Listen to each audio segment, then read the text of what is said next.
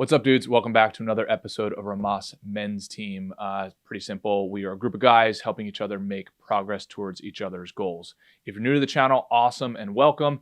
If you want to help support the channel and join our pro team, head over to rhomasteam.com/pro, where you can contribute to us on a donation basis. We also give you access to exclusive content, mastermind groups, etc., etc. So anyway, hope you enjoy this episode, and we'll see you on the team.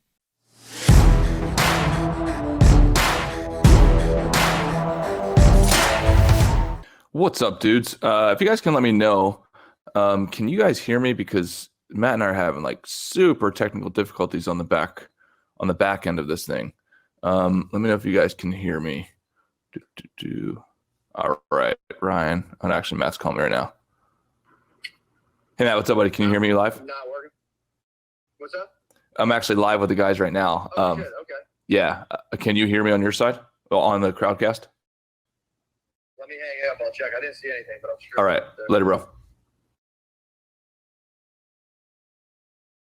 I'm going to get so sorry for being super late. Anyway, I hope if anybody wants to come on, be a little co-host action today. Ray, Saad, Ryan, MFG. What up? Anybody? Oh, hey, it worked. Yes. I don't know how that worked. It did That's work. Bizarre. What's up, bro? Dude, I like the jacket, bro. Thank you, man.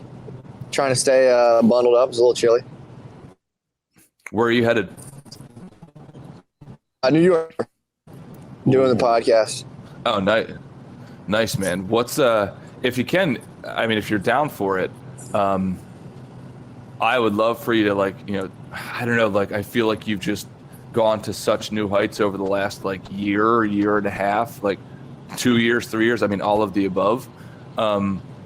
Would you mind giving us an update on what's the new horizon right now? The drivers, all that kind of stuff with Matt and Shane's. Yeah, I mean, dude, honestly, it's funny. I had a guy ask me. So when I was in St. Louis, some guy was he came out. He's a comedian. I forget his name. But he opens up for Ari Spears. I can't remember the guy's name, but he came up. He's a nice guy. Came up and because I was doing the smaller rooms and I've been selling them out. And he's like, dude, I'm about to do these rooms. How have you been selling them out? And in all honesty, the only thing I can reply is he's like, what do you do to sell them out? And I was like, I just do a podcast with a person who's pretty famous. So people see me with that, and then they, I try to do well, and then so they like it, and then I put a link on Instagram, and he's looked at me like, what?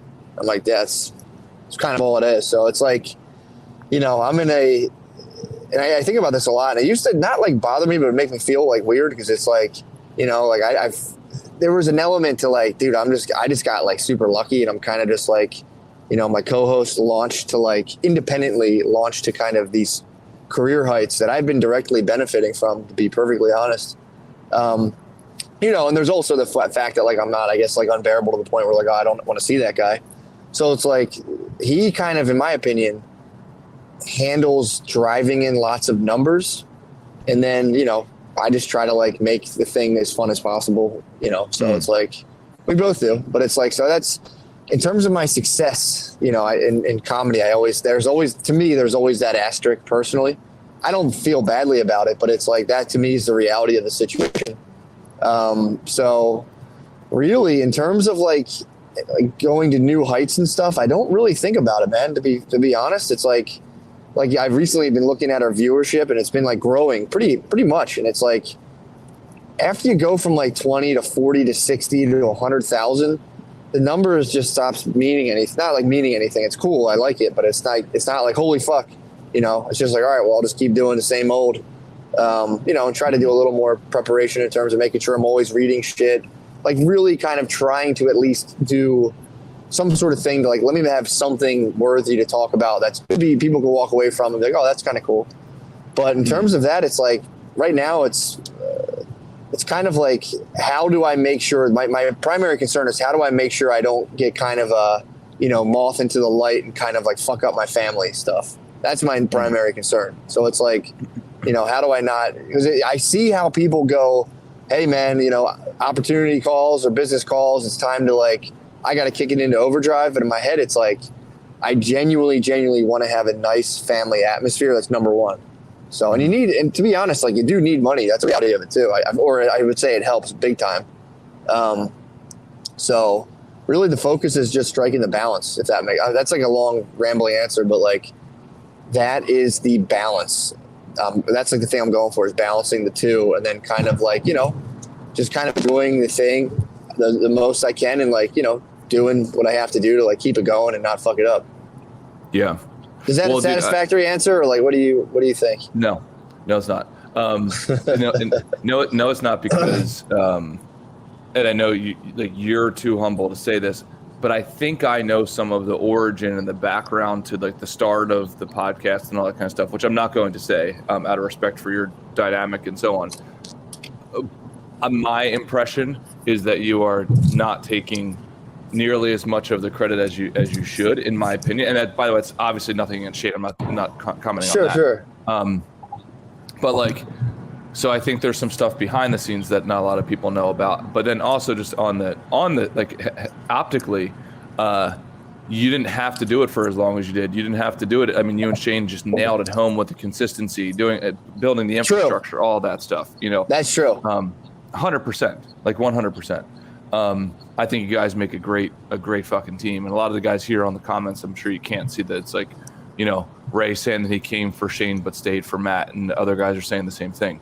So I know it's not in your character to say that, but like, dude, I think I would honestly say that the biggest component is the risk that it took, the stuff that you put into that when it was nothing, like zero, and then also being a supportive partner to a massive degree, and then also the consistency. Yeah, no, that's the initial risk is a big, because at first that was a big one of like, should we do this? There's always like, initially when you're not doing it, like, there's always optics of like, is it lame to have a podcast? Everyone had all that shit. And it was kind of like, yo, let's just fucking do it. Who cares? Like I was at the point in my life where I needed to do something. I'm like, waiting for like open mic lists and shit. Like I was like, I'm too old for this shit. I can't do it. I need to like work on a thing rather than like trying to get 5 minutes or whatever at the local open mic. Right. So yeah, so that is a big thing of like putting yourself out, like genuinely taking the step to put yourself out there and just be like, whatever, fuck it. We're going out there. So yeah, there is a thing. There's a consistency. There's doing it every week. There's kind of like plotting through that time when it's like, are we fucking idiots? Like nobody's really listening. Luckily, when you're doing stand up, you do get some numbers initially. Even if I remember initially it's like 400 people were like, nice. Like this is going pretty well. So it's like, luckily it climbed, but it did stagnate. It would dip off, whatever. But really it's like, yeah, that stuff, it's like when you're on the other side of it, it all seems like, wow, like it actually happened, to an extent. This is cool. Yeah. So, I just like at this point, it's like, I'm really focused on like, because to be honest, the growth aspect is like, say we double numbers. It's like, I genuinely like that. That is cool. But it's not the stuff, to be honest, that gets me out of bed in the morning. The stuff that gets me out of bed is like, like what can I bring to the table in terms of like making things kind of fun? What else could I do in terms of different types of ideas and different projects? That's kind of, I'm drawn to novelty in that regard. So it's like really the big goal right now is like, keep that going, fire up some other projects like writing, like other types of podcasts, and, just kind of keep doing stuff that keeps me interested and kind of entertained throughout the day. So, dude, I wonder if there's a benefit to synthesizing down what you just said and kind of what we talk about a lot, but I wonder if it's like can fit inside of a little word box, like attitude and valuable execution, like those two things. Yeah. Do you know what I mean? Like being pleasant and then executing specifically things that create value. Like I wonder if that is as simple as a mental model as I can come up with right now of any sort of productive endeavor. Like be positive or some sort of attitude that fits the that is congruent with that goal. Yeah. Which 99 times out of 10 it's like just be a pleasant fucking person. And a charismatic or however you define that person, and then execute. Attitude and execution. Absolutely, man. I mean, that was the big thing for me, was like all the stuff I enjoyed doing, nobody would pay me for it forever. And then once I got paid to do something I kind of enjoyed, I was like, holy fuck, this is crazy. But it's like, yeah, man, how do you kind of weather the storm until that becomes a thing? Or if it even ever does, it's like, can you thoroughly enjoy a thing so much that it doesn't even really matter, as long as you get to do it. But to your point, you're saying, dude, this is why I'm so, and again, this is stuff I like kick around personally a lot. That's why, in my opinion, like you were saying, like, show up and be cheerful. It's like, that's hard to manufacture. You can't manufacture that. It has to be authentic. And for me, the thing that I found most rewarding in terms of like, rendering a person into that disposition naturally has been an honest endeavor at some form of inner journey towards some form of ultimate mental, spiritual, emotional state. Like I am actively, dude, this goal, this is why I kind of seem maybe nonchalant about like the professional stuff. Because, it is important. I do work at it. And if you ask Brittany, I'm always hammered on like, I need more time to work. So I take it, I do it like, I take it seriously. And I do work at it a lot in terms of like, from like 360-degree things. I'm writing, I'm doing other things. But the thing, I swear to God, that gives me the most energy and kind of keeps me grounded, because my biggest problem was I would like flitter between things because I'd be like, I don't feel well, blah, blah, blah. Or like this has my attention. Dedicated person on top of, or maybe my opinion, I think is paramount to like realizing there's an inner state. You can completely, if you're miserable, even suicidal, you can alter your interior life, your life of thoughts and feelings towards something else. Like you can aspire in your inner life just as much as your outer life. And the benefits of that, if done seriously, I think are just like, for me, are more attractive than anything else. Like I want to be able to sit in a room at night and just lay there, just sit there with my own thoughts and just feel at peace and like calm. And when you start carrying that into the day, even attempting to carry it into the day, because I always fail at it. Like today I'll be doing the podcast, I'll run out of stuff to say and get nervous and feel weird. But it's like, you just move that 1 degree at a time. That to me is the most satisfactory endeavor I feel like I've undertaken. And it just helps everything else. I'm going to throw you a hard curveball here. I just had this great conversation with a psychologist a few days ago, and we were talking about alter egos. She read this book. It may have even been called Alter Ego, but the author was apparently some sort of coach to Beyonce. Nice. And apparently Beyonce grew up in an environment that was like very Catholic, and she couldn't go and perform the way that she needed to perform, like to be out there as like a goddess, So that's where they created her alter ego, Sasha Fierce. This is the guy who created it with her or something like that. And apparently that like made this enormous switch. So much to the point where I actually had lunch with my buddy yesterday, who was Beyonce's videographer. And he, without me even prompting him to talk, somehow we got onto the topic of Beyonce. I think he's doing another project for her or whatever. And he was like, dude, you don't understand. He's like, when she goes out to perform, he's like, she is a different human. Even the way she looks at like her staff, like it's just like something clicks. And then I was like, dude, I just had this conversation 3 days ago with somebody about her alter ego. And the psychologist was saying that in her opinion, it's like you can go through years of psychotherapy, or you can be committed to an alter ego, which I think is fascinating. Yeah, dude, isn't that interesting? Super fascinating. And the cool thing is there's I forget where I read this, but there's an exercise they offer this to people in terms of people who struggle with self-esteem or like negative thoughts. It's like, dude, we're all locked in. Well, it starts to get destabilizing when you think about how much of your personality is just a sandcastle. It's like, you think all that stuff, but you could alter that little loop of thoughts you call yourself. You can really fuck with that, and some people can't handle that. It fucks them up. But sometimes it's exactly what needs to be done. It's like, you can, all that coding that goes into like, I'm me, you can delete chunks of that shit and you're still there. Notice, that's where you're rooted in your awareness and you're just seeing stuff. But it's like, a lot of times I hate school. I'm like this. A lot of kids like movies, acting. It's an attractive thing. It's like, well, just for the fuck of it, just pretend, just you, it's your little thing you're doing by yourself. Just pretend you're someone who's like interested in this or who's like who raises her hand and participates. Like, just fuck around with it. Just you're playing a character. You're working on acting. Just be somebody else for a day. You know, somebody you admire, whatever. Just be that for a day. And it's like, as much as we're like, well, I'm me and I'm rude. It's like, well, like, why? How can like Jake Gyllenhaal be somebody totally different? And it's obviously a movie, so like we don't have those personal stakes.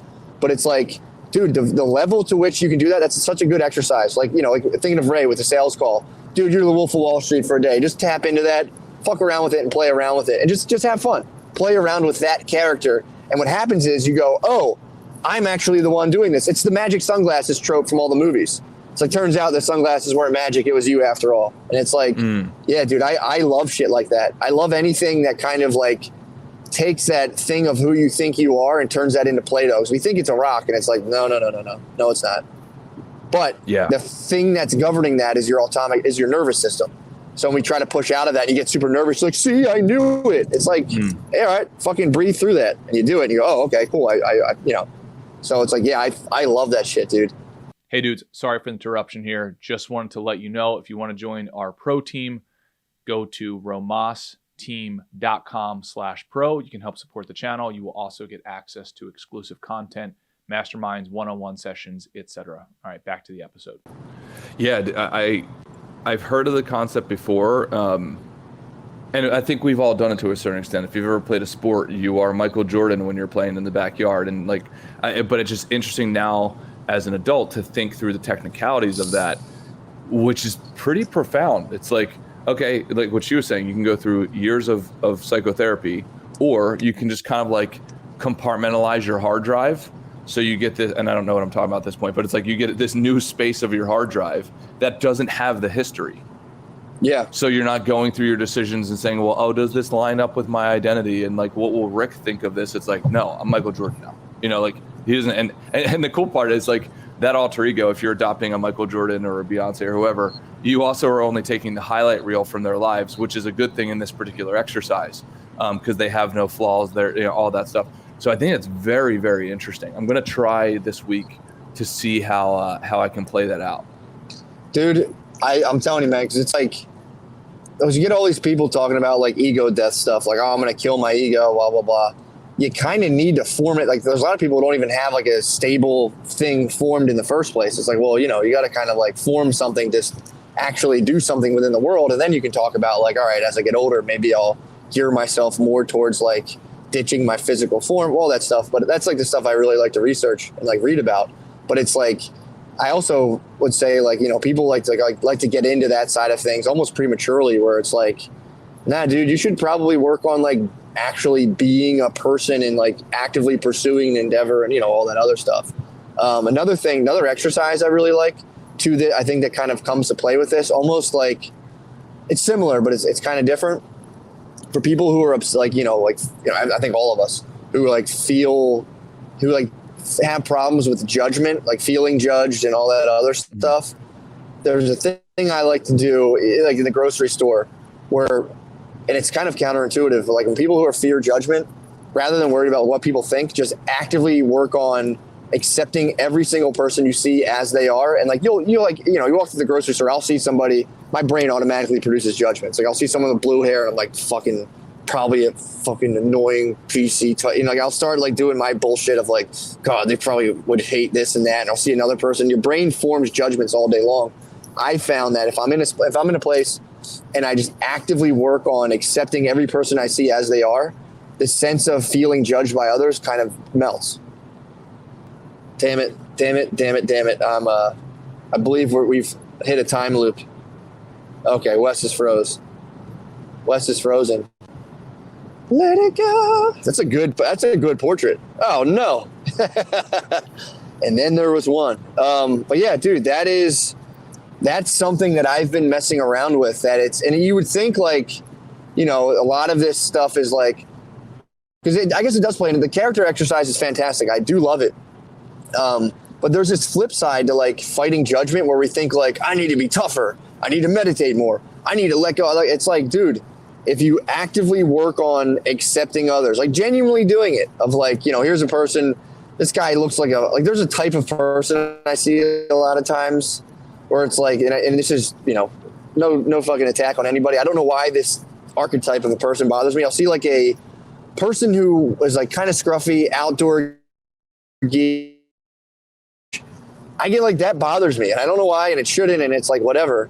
But it's like I would see people, I'm like, yeah, you're probably fucking rich. Why do you wear their sweatpants are probably expensive, and I just start like judging them for who knows what reason.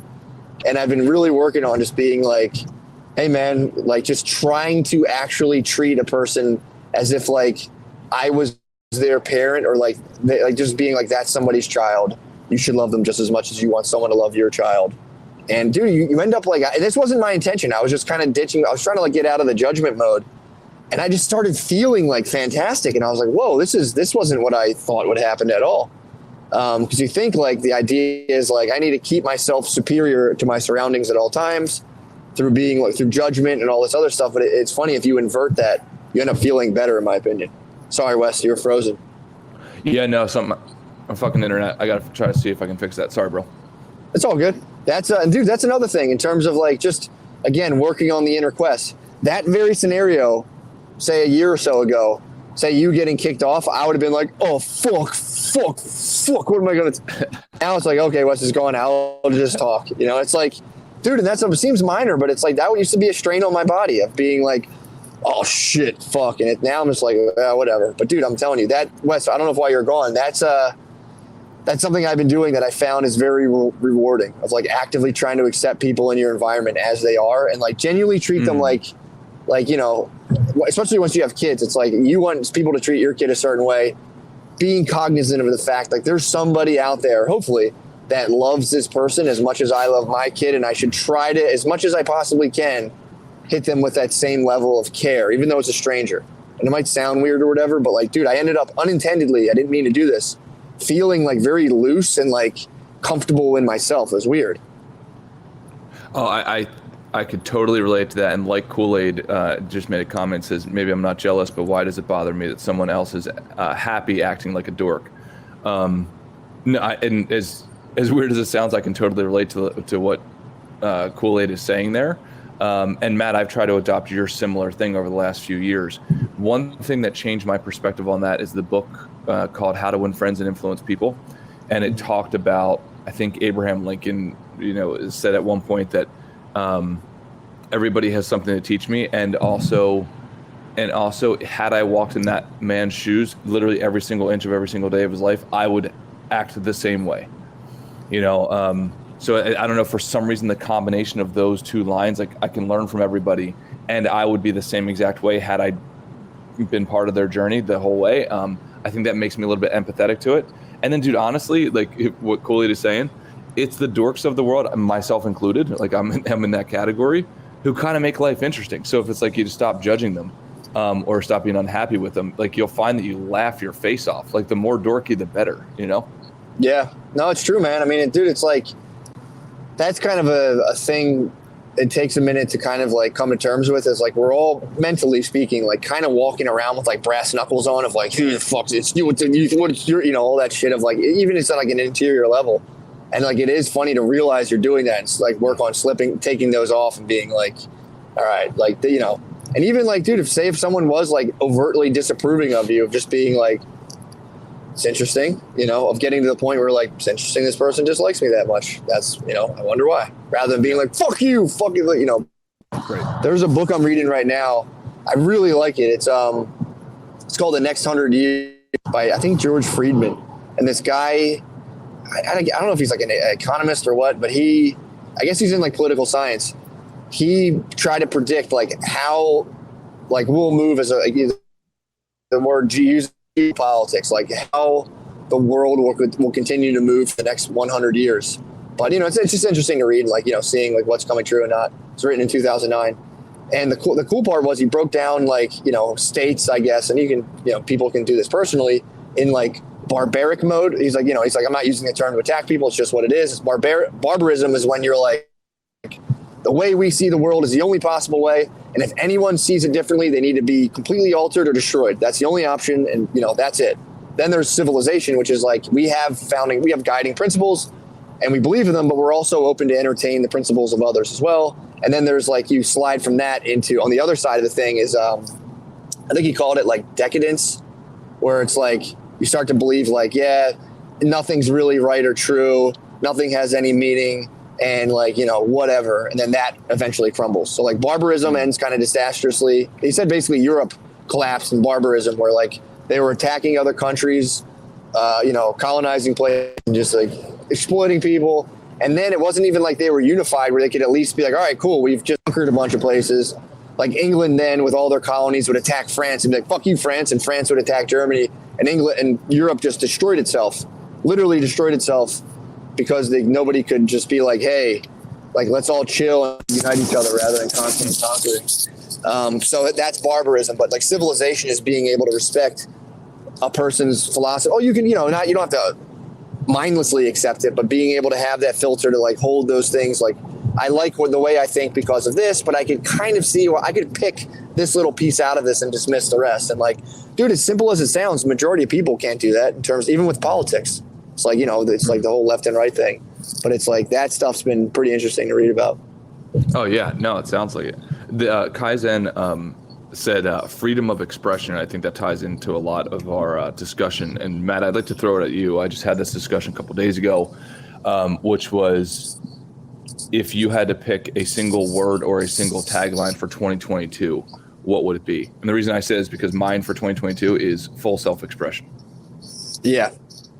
That's a good question. I would say, it's funny, the word that popped in my head was inner stillness.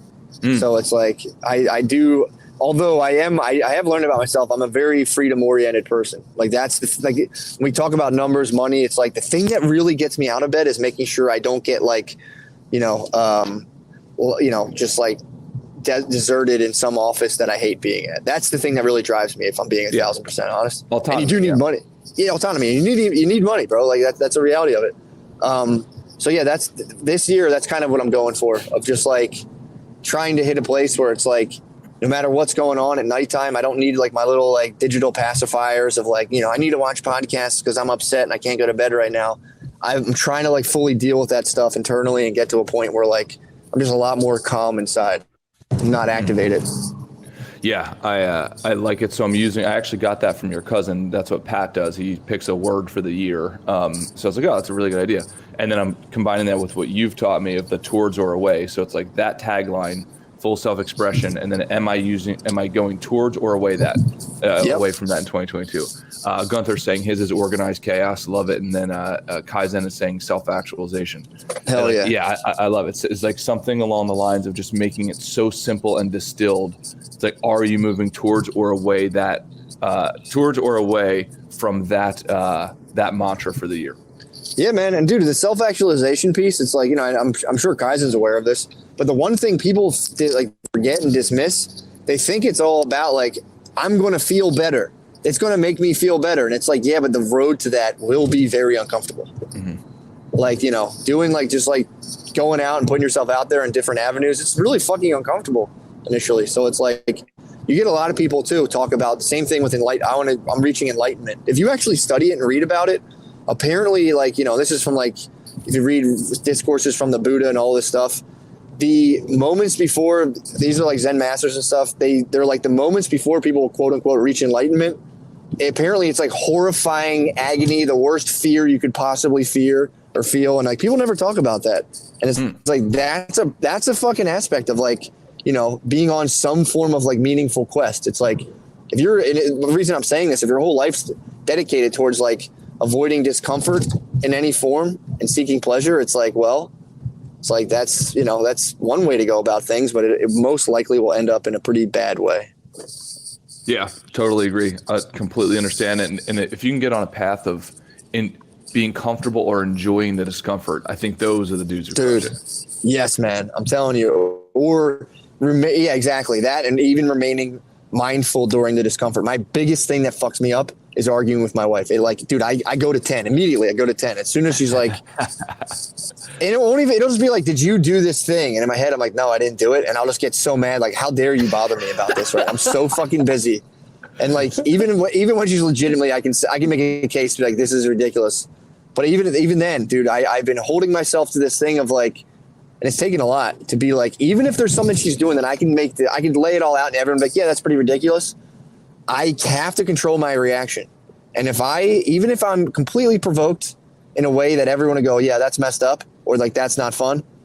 If I at any point express anger vocally, my voice raises anything, I have to apologize. Like, I'm apologizing for that. And I'm not just saying that, like, I genuinely mean it. Like, I'm holding myself to a standard where eventually I'm trying to get to the point where, like, I don't raise my voice back or like at all. And it's like, if I absolutely have to, that's one thing, but like usual tit for tat stuff, like I'm not gonna get there. It's very fucking hard to do.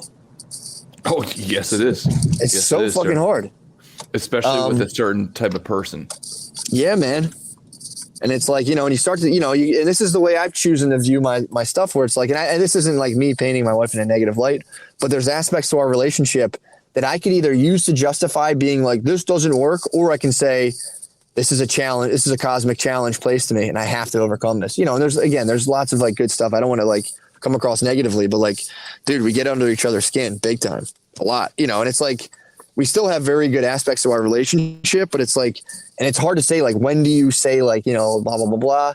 And the thing that helps me, and especially with like, kids and like actually doing marriage is like a vow, is being like, well, I'm locked in for life. So unless this person like stabs me, we're going to work through this shit. So it's like, dude, that's been a very, that's just helped me a lot. And I always used to look at that like, that's such a ridiculous thing. Of course there's stuff. And it's like, yeah, I mean, naturally, if something presents itself to the point where I'm like, absolutely not, but it's been pretty cool to give myself almost like a non-negotiable thing. And then like, it forces you genuinely, for me personally, it's forced me to grow rather than being like, I'm uncomfortable. This just isn't the right thing for me. And it's like, which again, there is a thing to that, but yeah, that's been an interesting thing. And that's been a way, again, how are you mentally taking in the stresses of your life? This is unbearable stress, or being like, oh yes, this is a good challenge that I can overcome. And it's, it helps. Yeah, no, I love it. I think at some point we'll have to take a deeper dive on the marriage discussion and so on. And we'll like, where's that cutoff line? Where are the decision points? Yes. So we'll have to go deep into that one day. Yeah. But dude, brother, I appreciate it. Yeah. Real quickly, just to end it. Yeah. Cause we should probably go 12. The quick thing to end it is you have to know the person genuinely has an interest in growing with you and isn't just exploiting you. And that's the one thing, to my wife's credit, she is just as I am. She really is on like a quest to like really find herself. And she really, and I know that's not just bullshit. I've been with people who have just like been kind of blowing smoke up my ass with that. With her, I really do admire her on that, where she's genuinely every single day, like trying to do it. And, it's like, that's for me, it's like, if you're locked in authentically, we can erase the chalkboard every single day and just keep going at it. So yeah, no, dude, I can cap that off as well as saying, for sure, one major point that I came to when I told you guys that I developed my needs in the relationship area, the number one thing was growth mindset. Right? Mm-hmm. That is because that's the thing that impacts every single other category. It doesn't even matter if you have a level 10 in a single category. If that person's not willing to grow, that level 10 will atrophy to level 4 or 5 years from now. It doesn't matter what area it is.